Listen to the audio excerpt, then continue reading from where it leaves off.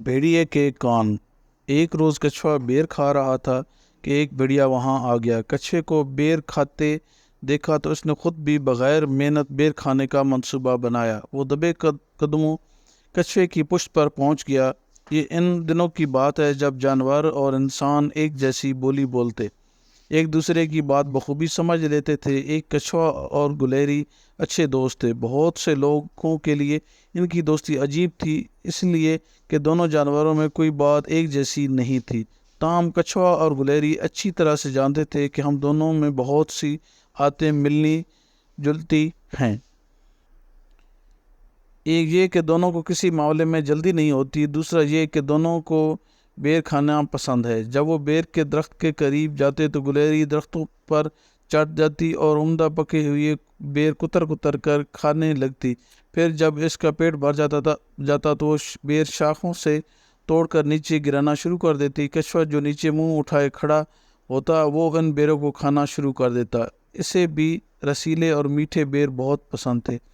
एक रोज़ कछुआ बेर खा रहा था कि एक भेड़िया वहाँ आ गया। कछुए को बेर खाते देखा तो इसने खुद भी बगैर मेहनत बेर खाने का मंसूबा बनाया। वो दबे कदमों कछुए की पुष्ट पर पहुँच गया। जब गुलेरी ने ऊपर से बेर गिराया तो कछुए ने अपना मुंह खोला खोल दिया और आंखें बंद कर ली, मगर बेर इसके मुंह में नहीं गिरा, और इसलिए कि भेड़िए ने उछलकर इस बेर को अपने मुंह में ले लिया।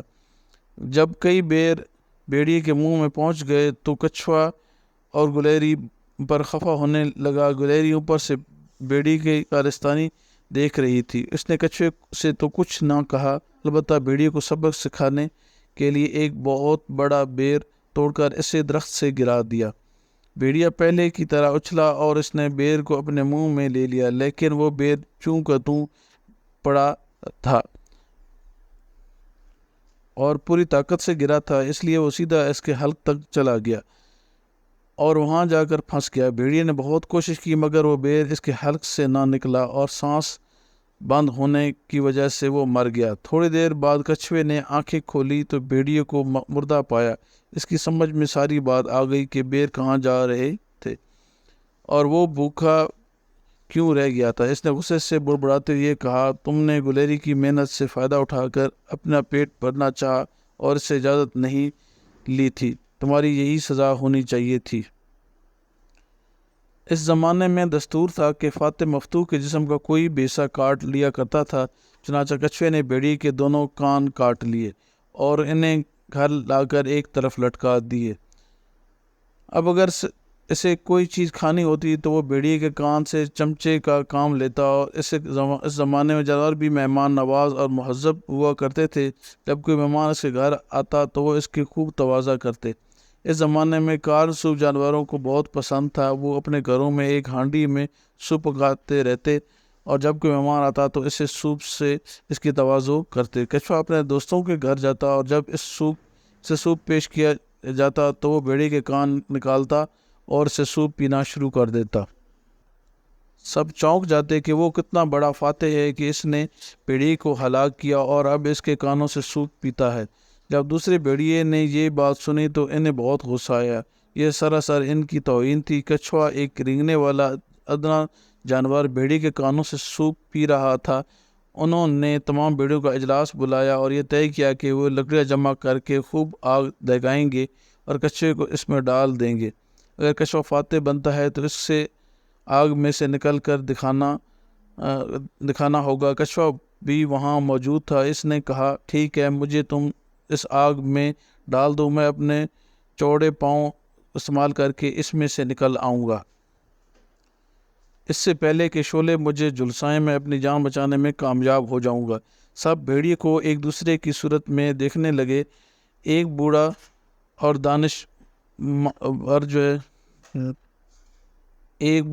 दानिशमंद भेड़िया बोला, हम कछुए को आग में नहीं डालेंगे बल्कि आग पर चिकनी मिट्टी की हांडी चढ़ाएंगे। फिर पानी जब खूब गर्म हो जाएगा, इसको खोलने लगेगा तो कछुए को इसमें डाल देंगे। हाँ, तुम लोग जल्दी से ऐसा ही करो। कछुए ने रजामंदी जाहिर कर दी। इससे पहले कि पानी खोलने लगे और मेरी खाल को नुकसान पहुंचाने में अपनी फौलादी पाँव से हांडी तोड़कर बाहर आ जाऊंगा। भेड़िए बहुत मायूस हुए और सर जोड़कर फिर सलाह मशवरा करने लगे। انہیں اپنا منصوبہ ناکام ہوتا نظر آیا تو پھر دوسری ترکیب سوچی کہ کچھوے کو دریا تک لے جا کر اسے بہت گہرائی میں پھینک دیا جائے، سب بھیڑیے دریا کے چاروں طرف کھڑے ہو جائیں اور کچھوا جب تک ڈوب نہ جائے وہی کھڑے رہیں۔ یہ سن کر کچھوا رونے لگا اور گڑ گڑانے لگا اور بولا، مجھے دریا میں مت پھینکو، میں ڈوب کر مرنا نہیں چاہتا۔ بھیڑیوں نے اسے دبوچ لیا اور دریا پر لے جا کر خوب گہرائی میں پھینک دیا۔ پانی میں ایک چٹان تھی، کچھوا کی پیٹھ اس سے ٹکرائی تو کئی جگہوں سے چٹک گئی۔ اس کے بعد وہ اچھل کر پانی میں جا پڑا۔ کچھوے تو دریا میں ہی رہتے ہیں، پانی ان کے لیے انوکھی چیز نہیں، اس لیے کچھوا تیرتا ہوا دوسرے کنارے تک پہنچ گیا۔ دوسرا کنارہ بہت دور تھا اور بھیڑیے وہاں نہیں تھے، چنانچہ وہ اسے نہ دیکھ سکے۔ کچھوے نے اپنی پیٹھ کی طرف دیکھا تو اسے رونا آیا، اس لیے کہ اس کی پیٹھ جو تھوڑی دیر پہلے خوبصورت اور چکنی تھی اب کئی جگہوں سے چٹک چکی تھی اور اس پر بہت سی دراڑیں پڑی ہوئی تھیں۔ وہ جنگل کی طرف گیا اور چند جڑی بوٹیاں جمع کر کے مرہم بنایا اور اسے اپنے زخموں پر لگاتا رہا۔ جڑی بوٹیوں نے کام کر دکھایا اور اس کے زخم ٹھیک ہو گئے۔ وقت گزرتا رہا، کچھووں کی کئی نسلیں گزر گئیں لیکن ان کی پیٹھ پڑنے یہ نشانات دور نہ ہوئے۔ اس سے ان بے ترتیب نشانات کو تم اب بھی کچھوے کی پیٹھ پر دیکھ سکتے ہو۔